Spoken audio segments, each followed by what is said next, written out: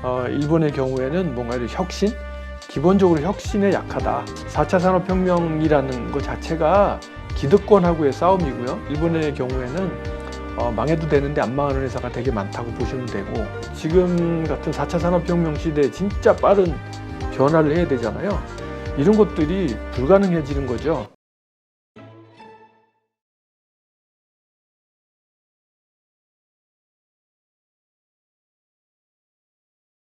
오늘 모신 분은 정말 2년 만에 다시 뵙는 분인데요. 일본 관찰 30년 책의 저자시죠. 그리고 일본에서 ecorporation.jp 기업의 대표이시기도 하고요. 염종순 대표님 모셨습니다. 네, 안녕하세요. 안녕하세요. 네. 그대로세요. 2년이 지났는데도. 젊게 삽니다. 네. 지금 뭐 요새 그 여러 가지 그 금융시장 환경 네. 때문에 특히 일본 중앙은행의 총재 네네. 변경으로 인해서 여러 가지 설왕설래 말들이 많거든요. 그래서 참 일본에 대해서 궁금한 게 많은데 일단 우리가 반도체 부분부터 먼저 좀 네네네. 짚고 넘어갈게요. 예. 사실 반도체 강국이었던 일본이 한국에게 뺏겼잖아요. 네. 요즘은 저희가 이게 또 미국에게 뺏기는 거 아니냐 이런 걱정을 하고 있는 상황이긴 한데 어쨌건 이 일본이 왜 그렇게 강력한 경쟁력을 가지고 있었고 뛰어난 인재들이 모여있던 곳이라고 우리가 평가를 했는데 네. 왜 이런 상황이 됐을까? 우리가 반면교사로 좀 삼아야 될 것 같아서요. 네. 저도 이제 그 부분에 있어서 논리적으로 제가 납득을 하기 위해서라도 많이 조사를 많이 해봤어요. 해봤는데 아주 근본적인 문제는 일본 국민들의 어떤 국민성, 그런 것에 기인한다고 봐요. 우리가 쉽게 국민성을 논하는 거는 옳지 않다고 생각을 하지만 그 각각의 그 지역의 국민들의 특징이 있잖아요. 네. 그런 것들을 보면 기본적으로 일본 사람들은 어떤 그 파라다임 시프트에 상당히 둔해요. 그러니까 저는 일본 사람을 아날로그에 특화된 민족이라고 생각하고 한국을 디지털에 특화된 민족이라고 얘기를 많이 하거든요. 근데 뭐 아날로그라고 하면 구식이고 이렇게 생각하기 쉬운데 그런 뜻은 아니고요. 그래서 일본 사람들은 농공민족이고 우리는 유목민족이다 이렇게 얘기를 하거든요. 근데 네. 우리가 뭐 양치기를 하는 것도 아닌데 어떻게 유목민족이냐라고 생각하실 수 있는데 우리의 경우에는 늘 그 이사 다니는 거, 그죠? 지금도 우리가 뭐 집값 때문에 그렇긴 하지만 자기의 보금자리를 옮기는 거에 대해서 우리 스스럼이 없지 않습니까? 그렇죠. 근데 일본 사람들은 어마어마하게 두려워합니다. 그 집을 옮기는 것을.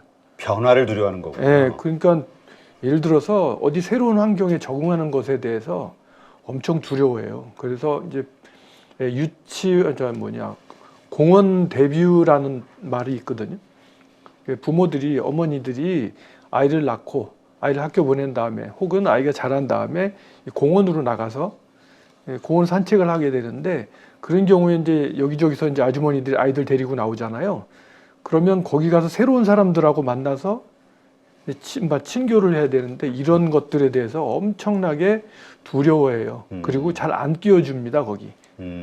그렇기 때문에 이사 가는 거에 대해서 일본 사람은 그렇게 많이 우리처럼 편하게 생각하지 않아요. 참 그 말씀하신 그 커뮤니티, 네. 그러니까 어떤 것이 됐든 자기가 현재 속해 있는 커뮤니티의 그 평판이랄까요? 혹은 네. 거기서 어떤 소외받는 이런 현상에 대해서 되게 두려워한다는 느낌을 좀 받은 적이 있었거든요. 그렇죠. 예전에 일본 친구를 이야기 네. 나누면서. 일본의 그 무라하치부라는 말이 있어요. 이 한 동네 사는데 그 한 동네 어떤 그 커뮤니티에 들어가지 않는 사람은 그 마을 밖으로 쫓아내서 마을 밖에서 살게 만들어요. 그래서 무라하치부라고 하거든요. 소위 요즘에 한국의 세계는 왕따 같은 거죠. 이게 어른 사회에도 있는데 이게 학문적인 용어도 나왔는데 동조압력이라는 말이 있어요. 동조압력. 뭐냐면 어떤 자기가 커뮤니티 딱 들어가면 거기에 분위기를 깨면 안 되는 거예요. 그래서 그거를 또 한편으로는 공기를 읽는다라고 얘기하거든요. 분위기 파악을 딱 하고 거기서 튀면 안 되는 거예요. 그런 것처럼 어떤 하나의 그 커뮤니티에 딱 들어갔을 때 거기서 안심하고 안주하는 거죠. 이게 이제 우리 같은 경우에는 얘기를 다시 처음으로 돌리자면 우리는 뭐 어디 새로운 데 옮겨가고 새로 적응하는 거 잘하지 않습니까? 그렇죠. 근데 일본 사람들은 이제 그게 약해요. 그러다 보니까 아날로그와 디지털의 얘기를 하자면 점진적으로 변화해가는 거, 차분히 바꿔나가는 것을 일본 사람들은 되게 잘하고 대한민국 사람들은 이게 도 아니면 뭐를 좋아하잖아요. 네. 이게 도 아니면 뭐라는 것이라는 말 우리 자주 쓰고 그렇죠. 그다음에 뻑하면 갈아엎고 새로 시작한다든지 제로 베이스에서 뭘 한다든지 뭐 이런 얘기들을 우리는 쉽게 말하는데 이 부분들의 이야기가 그야말로 국민성이 다른 거예요. 그러다 보니 일본의 경우에는 뭔가 이런 혁신, 기본적으로 혁신에 약하다. 그렇게 말씀드릴 수 있겠고요. 아까 그 반도체 얘기로 다시 돌아가면 네. 제가 그 듣기로는 저도 뭐 그렇게 반도체 쪽의 전문가는 아닙니다만 이런 일화가 아주 유명한 얘기가 많아서 학자들 얘기도 들어보고 책도 읽어보고 저 나름대로 내린 결론인데 이 반도체라는 것이 어마어마한 투자가 그 필요로 하는 산업이라고 해요. 그렇죠. 예, 순간순간 순간적으로 판단을 해서 그다음 뭐 생산 라인을 어떻게 할 것이냐 이런 것들. 그다음에 지금 뭐 현재 우리나라 얘기 들어보니까 뭐 반도체가 디램이 남아돈다고 하잖아요. 이럴 때 그 감산을 할 것이냐 아니면 오히려 증산을 할 것이냐 이것도 막 치킨 게임 포함해서 그렇죠. 엄청난 어떤 그런 고도의 경영 스킬이 필요하다라는 이야기는 들었어요. 그죠. 결정 이렇게 결정이 표현하죠. 필요하죠. 그래서 그 일본에서는 삼성이 뭐 혹은 한국의 그 현대라든지 예전에 LG라든지 반도체를 시작해서 라인을 짓고 투자하는 거를 일본의 반도체 업체들은 쳐다보면서 뭐라고 얘기했냐면 쟤들은 다 망한다. 저건 도박이다. 이 이야기들을 그 사람들은 했어요. 네. 예, 그때 그 사람들이 그 이야기를 했다라는 것은 그 사람들 마음속에 도박이다. 그건 실패할 거잖아요. 그렇죠. 예, 실패할 거라는 생각하고 쟤들은 우리하고 따라올 수 없다라는 그런 자만심이 있었던 거예요. 근데 결국은 그 반도체라는 게 지금 밝혀진 것은 그렇잖아요. 계속 뭐 어떤 전략적인 판단이 필요하고 투자가 필요하고. 그죠. 빠른. 예, 빠른. 자, 그러면 그런 일본 사람이 뭐 그런 부분에 있어서 뭐 교만을 하고 자만하고 이런 걸 떠나서 자, 그 사람들은 왜 의사결정을 못했을까? 삼성이 잘 나가는데라고 생각했으면 그때라도 하면 되잖아요. 그렇죠. 근데 여기서 중요한 것은 일본이 전쟁에 패망한 이후에 패망하기 전에는 대한민국의 재벌 같은 구조의 경영 구조였습니다. 네. 미쓰비시 재벌이라든지 뭐 이렇게. 그런데 그렇기 때문에 전쟁을 일으켰다라고 미국에서 생각을 하고 미국이 들어와서 점령 통치를 하면서 재벌을 해체를 시켜요. 그들의 힘이 너무 강했다. 네. 그래서 재벌 해체를 시킨 뒤에 일본은 진짜 재벌이 해체가 되어 있습니다. 그래서 우리가 보면 뭐 미쓰비시 그룹도 있고 미쓰이 그룹도 있고 많이 있잖아요. 그렇죠. 그룹이 있는데 그 그룹에 주식을 많이 갖고 있는 사람은 있지만 그 사람이 경영에 나와서 좌우하는 곳은 거의 없어요. 토요타가 그 대주주 일가가 경영을 하긴 하는데 그것도 객관적으로 저희가 보기에는 그 사람의 경영 능력을 검증받아서 대표가 된 거지 자식이기 때문에 손자이기 때문에가 아닌 것이죠. 이런 식으로 일본의 경우에는 셀러리맨 경영이 일반적이거든요. 근데 그 셀러리맨 경영자가 어떤 이런 전략적으로 판단을 하는 데 있어서 자, 대한민국의 재벌들하고 어떤 차이가 있느냐. 여기서 가장 중요한 게 그 각 나라의 대표이사, 기업의 대표에 대한 개념을 좀 정리를 해야 되는데 미국은 CEO라고 하잖아요. 그렇죠. 최고 경영자. 네. 근데 우리 대한민국은 대표이사라고 하고요. 그 다음에 일본은 대표 취체역이라고 해요. 그래서 일본말로 도리시마리라고 하는데 이 도리시마리라는 것은 한국말로 얘기하면 단속입니다. 그러니까 경찰이 단속하는 걸 도리시마리 한다고 하거든요. 대표 도리시마리야쿠는 대표로서 이사들을 단속하는 입장이고 그 다음에 상무 도리시마리야쿠나 전무 도리시마리야쿠는 대표를 도리시마리하는 포지션인 거예요. 그러니까 대한민국에서 얘기하는 것처럼 대표이사가 리더고 네. 혼자서 뭔가 의사결정을 하거나 강력한 파워를 행사하는 것이 아닌 집단 지도 체제에서 그 중에 우연히 회장 뽑듯이 이 사람이 이제 회장이 된 거일 뿐인 거예요. 약간 정치하고 비슷하네요. 그래서 파벌끼리 그렇죠. 서로 돌아가면서. 네, 일본 내 기업 내에는 그런 파벌이 많아요. 이제 이렇게 지금 돼 있어서 이런 중요한 그 의사결정을 할 때 대표이사가 고민을 해서 이거는 투자를 해야 되겠다라고 생각을 하면 본인이 이거는 투자를 해야 되겠습니다라고 본인이 이야기를 하고 리더로서 이야기를 하고 동의를 구하고 설득을 해 나가는 과정이 있어야 되는데 대충 이렇게 안 합니다. 이렇게 안 하고 그 책임자들한테 너희가 책임을 지고 그런 결과 보고서를 올려라. 그러면 내가 승인해 줄게 라는 것까지만 합니다. 그러니까 책임 회피를 약간 하는군요. 그렇죠. 그러다 보니까 그런 중요한 투자 안건을 그 담당 사업부장 레벨에서 올리기 쉽지 않을 뿐더러 왜냐하면 그 사람이 책임져야 되는 거예요. 그러니까 그 최고 경영자가 도장을 찍었으니까 책임을 지긴 하지만 일본 사회에서 실제 책임은 그 사람이 아니라 그 바로 직전의 사람이 되는 거예요. 그러다 보니까 기본적으로 잘 안 올라오죠. 그 사람은 자기가 책임지고 싶지 않으니까 사장님이 결단을 내시라고 할 거 아니겠어요? 그렇죠.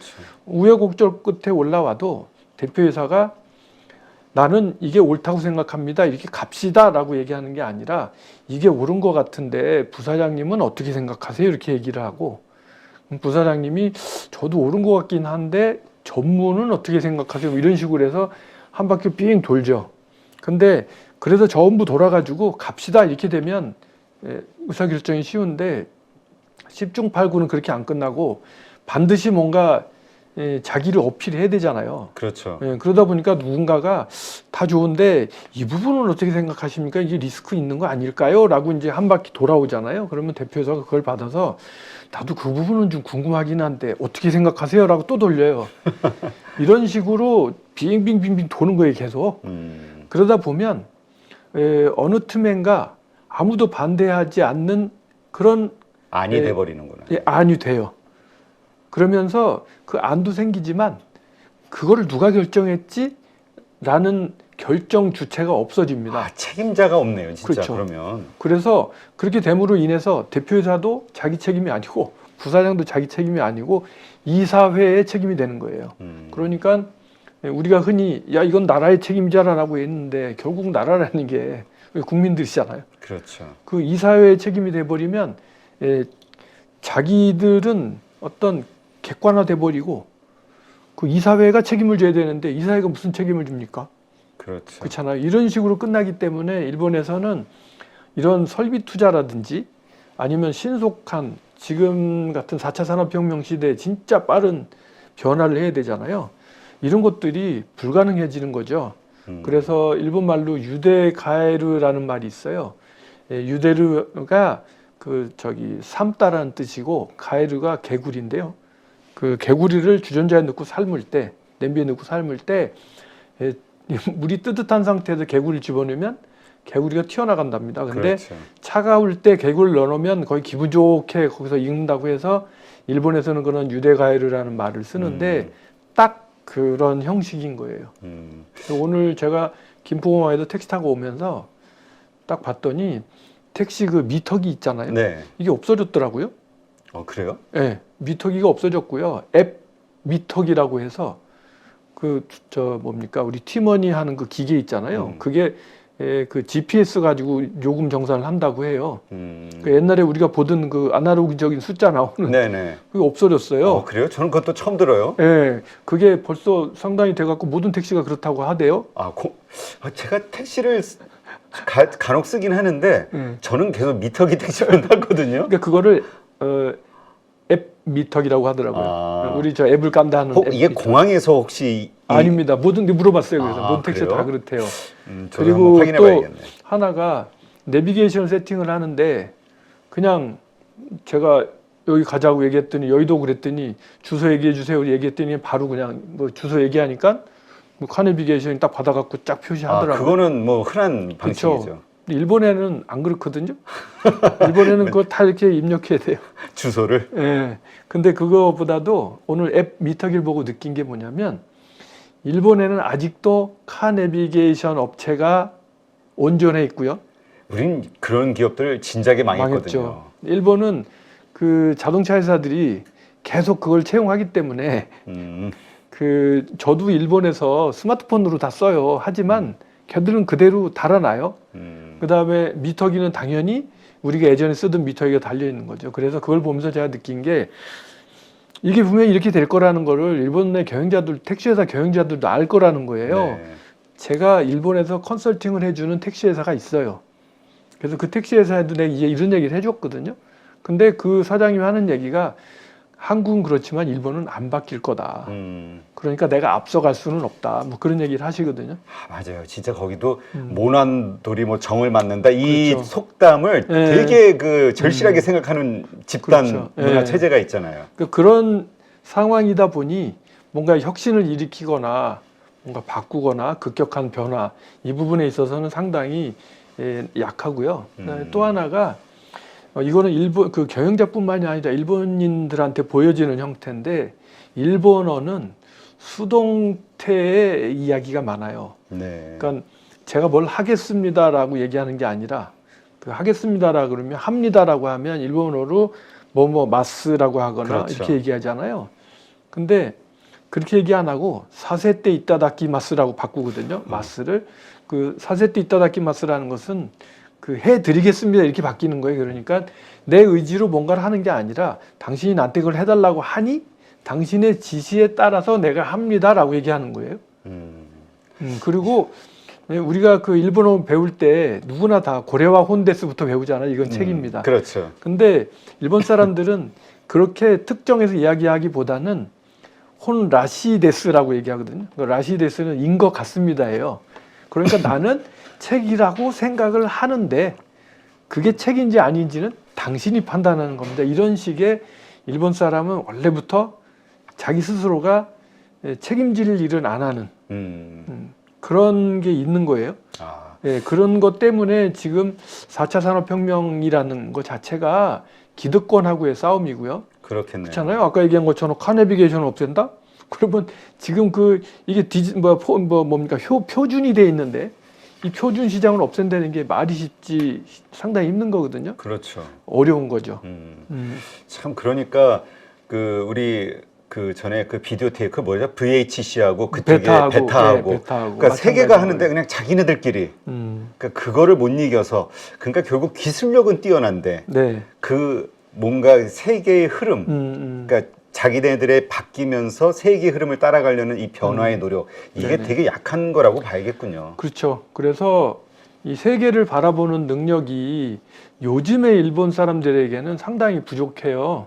근데 그거를 제가 객관적인 숫자를 말씀드리면 지금 2022년도 연말, 2022년 말 현재 일본인 중에 그 해외 여행을 갈 수 있는 여권, 유효한 여권을 가지고 있는 사람, 여권이 왜 5년, 10년 뭐 있잖아요. 그렇죠. 예, 그거를 가지고 있는 사람이 제가 얼마 전에 조사해 보니까 19%인가 18%밖에 안 되더라고요. 아 그래요? 예, 인터넷 뒤져보세요. 그럼 나머지는 여권이 없다라는 것은 해외 가본 적이 없거나 아니면 해외 갔다 온 지가 오래돼서 여권이 무효화됐겠죠. 아 그렇군요. 네, 근데 뭐 우리 대한민국 여러분들은 스스로 보면 아시겠지만 뭐 대부분이 다 여권 있고 해외 안 갔다 온 사람 별로 없지 않습니까? 하다못해 애들도 데리고 가는데 이게 중요한 것을 시사해 주는데 이게 우물 안 개구리라는 말처럼 우물 안에서 세상을 보면 밖에 안 보이잖아요. 그렇죠. 그러니까 자기가 잘하고 있는 거로 보이는 거예요. 밖에 나가봐야 아 우리하고 뭐가 다르구나라는 걸 알 수 있는데 그렇지 않은 상태에서 자기 스스로 야, 우리는 이게 대단한 거야 이렇게 계속 끌고 가는 거거든요. 근데 그 얼마 전에 일본 니케이 신문에 이런 기사가 났어요. 그 좀비 기업의 양산. 그러게요. 네. 왜냐하면 일본 같은 경우는 그동안 그 워낙 디스인플레이션 시대, 네네네. 그다음에 거기에 맞게 워낙 그 제로 금리라는 게 인식이 박혀 있었잖아요. 네네네. 그래서 좀비 기업이 상당히 많다 이런 얘기를 들은 적이 있거든요. 일단 기본적으로 은행 이자가 그죠?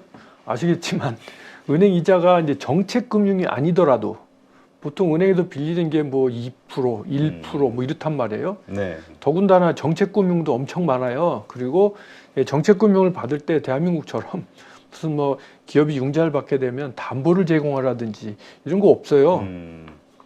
대충 그 회사의 신용이나 이런 걸 보고 은행이 돈을 빌려주는데 상당히 많은 금액을 빌려줍니다. 우리가 생각하는 거하고는 차원이 틀려요. 아, 그래요? 중소기업도. 근데 많이 빌려주는데 그러니까 그 돈 가지고 돌리는 거예요. 얼마 전에 코로나 때문에 어려운 중소기업들 도와주라 그래서 저희 같은 중소기업 뭐 20명, 50명 미만에 네. 많게는 10억. 많이 지원해줬네요. 예, 그러니까 연매출에 그 회사 연매출의 30%에서 50% 정도까지 담보 없이. 담보 없이 무담보로. 그냥 매출만 증명하면. 예. 그렇죠. 매출만 증명하면 많은 경우에는 뭐 1억엔 10억. 그다음에 좀 작은 경우에는 5억 정도를 빌려주는데 첫 번째 3년간 이자 없음. 원금 상환 없음. 그렇게 했다가 네. 그렇게 빌려줬단 말이에요. 그리고 이자가 1% 뭐 이런 레벨이니까 그랬는데 지금 일본 총리가 하는 얘기가 그거 연장해야 되겠다. 그러니까 3년 거치 5년 분할 상환이었는데 지금 코로나가 3년이 지났는데 아직도 먼 것 같다. 그렇죠. 그러니까 이거를 계약을 갱신해서 밀어줘라. 상환이 돌아왔단 말이에요, 이제. 그 얘기는 지금 받으려고 하면은 다 망한다는 얘기겠죠. 그럴 수도 있죠. 일단 이런 것 때문에 그 엄청나게 많은 융자가 일어나고 있고 거기에 은행의 경우에는 이자가 거의 뭐 1%, 0% 뭐 이러다 보니까 은행은 정부에서 보증을 해주는 거예요. 그러니까 자기들은 뛸 염려는 없고. 그러니까 은행에서 뭐 열심히 빌려주는 거죠. 그렇죠. 뭐 이런 것 때문에 지금 일본의 경우에는 망해도 되는데 안 망하는 회사가 되게 많다고 보시면 되고. 네. 그다음에 또 하나는 아까 우리가 반도체 얘기를 했잖아요. 네네. 반도체가 일본에도 여러 개 회사가 있었잖아요. 네. 뭐 후지츠도 했고 히다치도 했고 애니시도 했단 말이에요. 그렇죠. 그러면 각자 기업들이 열심히 하다가 안 되면 망해야 되지 않습니까? 그렇죠. 근데 일본 정부가 또 그걸 가만히 안 보죠. 그렇죠. 왜냐하면 일단 망해서 살아남은 한 곳이 그 나머지 것까지 다 먹으면서 생존하면서 네. 성장이 일어나는데. 근데 일본은 그걸 또 그냥 안 보죠. 그러다 보니까 어떻게 됐냐면 정부가 산업혁신기구라는 거를 경제산업성 하에 만들어서 그 산업혁신기구가 이제 펀드를 정부 자금 갖고 투자를 하는 거예요. 네. 그래서 이 산업혁신기구라는 게 일본에서 가장 큰 재벌이라고 하잖아요. 각각의 지분을 다 가지고 있으니까. 그렇죠. 일본에서 그 제일 큰 재벌이 어디인지 아세요? 중앙은행, 일본. 그렇죠. 일본은행이 일단 제일 큰. 전에 얘기 재벌이에요. 들으니까 직접 ETF 통해서 주식을 다 사들인다고. 그렇죠. 거기가 재벌이고. 그렇기 때문에 주식을 떨어뜨리면 안 되잖아요. 그렇죠. 그래서 얘기가 좀 빗나갑니다만 그 공무원 연금이나 이런 것들 투자하는 우리나라 얘기하면 공무원 연금관리공단 이런 거 있잖아요. 네네. 거기에는 원래 그 돈을 5% 이상인가는 그 주식에 투자를 못하게 했었어요. 근데 아베 총리가 그거를 50%인가를 풀었죠. 확 늘렸군요. 네. 나머지 근데 연금에서 5%밖에 주식을 투자 못한다는 것도 말이 안 되네요. 그건 그랬는데 그래도 그런 또 안정자산이잖아요. 우리나라도 그렇게 많지 않은 걸로 알고 있어요. 그래도 지금 몇십 프로 되죠. 그러니까 그래서 그 주가를 잡아야 되기 때문에 네. 그걸 이제 그렇게 했다라는 얘기도 있는데 다시 얘기를 돌리면 반도체가 그렇게 되는 바람에 망하면 안 되니까 정부가 경제산업성이 나서서 후지츠, 히다치, 애니시 등등 너들 모여라. 그래갖고 거기서 반도체 부문의 조직을 싹 흡수해서 만든 게 그 엘피다라는 반도체 회사 아닙니까? 네. 그래서 거기다가 돈 좀 주고 새로 해봐라 했는데 결국 또 그게 한번 또 망하죠. 그렇게 네. 해서 그 다음에 또 돈을 부어주고 이런 식의. 근데 거기에도 책임자가 없는 거군요. 거기는 또 어떤 일이 벌어지냐면 후지츠, 히다치, 애니시에서 모였잖아요. 그럼 여기 이제 파벌이 있는 거예요. 맞아요. 그래서 이게 우리나라 이게 어떤 의미에서 좋은 점입니다. 대한민국은 죽기 아니면 살기로 싸우잖아요. 그렇죠. 지금 뭐 대한민국 정치 보시면 알겠지만 엊그제만 해도 손잡고 해갖고 했던 사람들이 서로 막 원수가 돼서 싸우잖아요. 이것처럼 일본은 자민당 보시면 그 70년 동안 전혀 색깔이 다른 사람들이 안 싸우지 않습니까? 근데 이제 기업도 후지츠, 히다치, 엔시에 딱 오면 서로 모여서 제일 먼저 하는 게 사장 자리, 부사장 자리는 누가 할까요? 이걸 서로 정해요. 그래서 그 지분이 합류했을 때 지분이 제일 큰 데가 이제 사장 이게 정해요. 그래갖고 이게 대가 바뀌어도 계속 분명히 이 사람이 들어올 때는 아까 그 엘피다라는 회사라고 했잖아요. 네. 엘피다의 신입사원으로 들어왔어도 들어온 이후에 줄을 세우는 거죠. 너는 구 히다치 쪽에 줄을 설래. 그 이제 상사가 내 직속 상사가 어느 판냐에 따라 달려 그렇죠. 있겠네. 예. 이렇게 돼가지고 서로 간에 거기서 또 파벌 싸움이 일어나고 뒷다리 잡기가 일어나고 이렇게 망하는 거예요. 근데 그랬으면 엘피다 그렇게 망가졌으면 정신 차려야 되는데. 그렇죠. 또 LED 디스플레이로 또 똑같은 일이 벌어졌지 않습니까? 그러다 보니까 그것도 다 모았어요. 결국 다 깨져가지고 뭐 샤프도 망하는 뭐 이렇게 되니까 결국 재팬 디스플레이라는 회사를 또 만들었잖아요. 네. 그래갖고 또 딱 모아서 했는데 뭐 이런 식의 일들이 계속 벌어지면서 아까 말씀드린 것처럼 서서히 죽어가는 거예요, 이게. 그러니까 뭐 좀 과격한 용어로 침몰하는 일본, 죽어가는 일본 말씀하신 네네네. 대로. 근데 이게 그냥 좀 과장된 말이 아니라 그들의 기업 문화, 그러니까 결국 기업 경제가 살아야 되는 그렇죠. 건데 이쪽 분야를 보면은 이런 일들이 정말 벌어지고 있는 거군요. 근데 우리가 봤을 때 좀 파워풀한 기업들 있잖아요. 네. 예를 들어서 유니클로라든지. 그렇죠. 또 새로 소프트뱅크. 창업해가지고 네. 거기는 왜 잘 나가냐? 거기는 소프트뱅크는 손정희 씨 회사거든요. 오너가 있어서. 예, 유니클로도 오너가 있잖아요. 확실하게. 근데 대부분의 기업은 오너가 없다라는 거예요. 그래서 그런 문제가 벌어지는 거고, 이제 이거는 이제 어떤 의미의 네거티브적인 얘기였을지 모르겠는데, 자, 대한민국은 다를까 보면, 대한민국도 IMF라는 소극적인 구조조정이 있었기 때문에 그렇죠. 우리 힘으로 우리가 구조조정한 게 아니라 그렇죠. 그런 희생을 치르고 가슴 아프지만 그런 일이 있었기 때문에 다시 살아난 거잖아요. 그렇죠. 그래서 일본도 어떤 그런 상황이 벌어지면 일본도 다시 변할 거라고 보는데 우리가 메이지 유신이라는 게 있었고 그 다음에 일본이 태평양 전쟁에 패전한 뒤에 제로베이스에서 이렇게 성장한 거잖아요.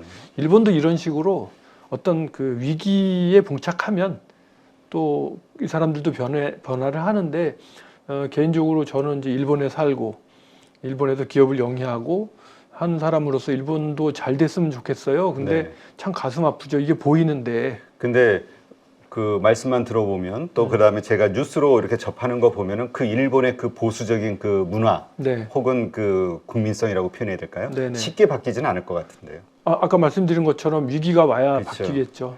그 위기 사실 요새 워낙 그 아베노믹스라는 네. 그 유동성 공급 제로 네. 금리 제로 금리 정책. 이러한 것들에 대한 폐해가 지금 쌓이고 쌓여서 이제 국가 부채가 260%가 넘으니까 이게 네네. 터질 때가 됐다 이런 얘기 하시는 분들도 있거든요.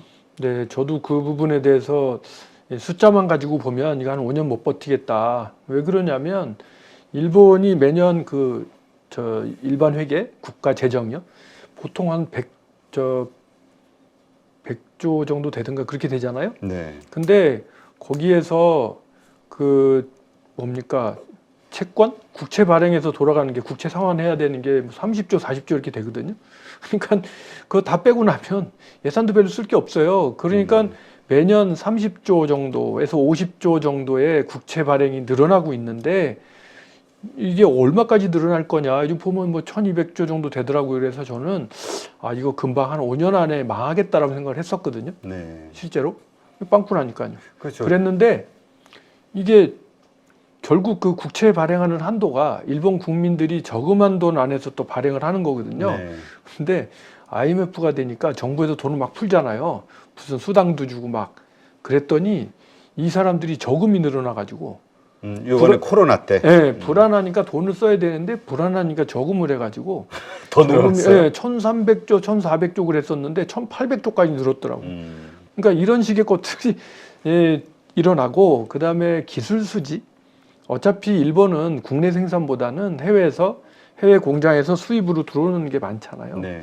그래서 그런 부분들에 의지하는 게 많거든요. 그렇기 때문에 그렇게 쉽게 어려지진 않겠지만 그래도 끝은 있는 거죠. 단 제가 요즘에 그런 얘기를 자주 합니다만 원래 한번 크게 성공한 사람들은 크게 어려움을 겪게 돼 있는 거잖아요. 네. 영국이 1차 산업혁명에서 세계 패자가 됐다가 지금은 흔적도 없잖아요. 그렇죠. 그다음에 미국이 또 한 번 했다가 사라졌고 쓰러졌고 세 번째 일본이 됐다가 이제 네 번째 누군가가 되겠죠. 패자가. 요즘 보면 뭐 가파지 않습니까?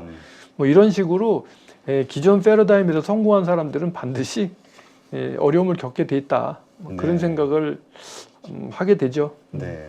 하여튼 요새 걱정하는 게 그렇게 많은 국가 부채, 금리가 지금 말씀하신 네. 대로 그 나가는 돈, 뭐 네. 이제 점점 금리 인상에 대한 수요가 늘어나니까 네네. 그렇게 했을 때 비용은 더 늘고, 그다음에 이번에 또 국방비도 뭐 2배로 늘리기로 했다. 네네네. 그럼 그것도 또 엄청난 비용. 그렇겠죠. 하여튼 근데 말씀 들어보니까 일본 경제 혹은 일본 나라 자체가 좀비 같은데요. 죽을 수밖에 없는 상황에서도 살아나고. 그 일본 내에서는요, 그 국채가 1,500조 있는 거에 대해서 이거 재정론자들, 우리나라도 재경부라든 이쪽에 재정론자들은 그 망한다고 막 그래요, 정부에서도. 근데 반대에 있는 사람들은 그건 숫자 놈에 불과하다. 결국 일본 국민의 돈인데 그게 왜 망하냐 이런 식으로 해서 더 확대를 해야 된다고 하는 사람도 있고, 그래서 사실은 뭐 전문가 아니라 전 잘 모르겠습니다. 네, 알겠습니다. 어쨌건 일본의 지금 경제 상황 혹은 네. 일본의 기업들의 경쟁력이 떨어지고 있는 그건 이유, 사실이죠. 네, 이것을 우리가 여기에서 찾을 수 있겠네요. 네.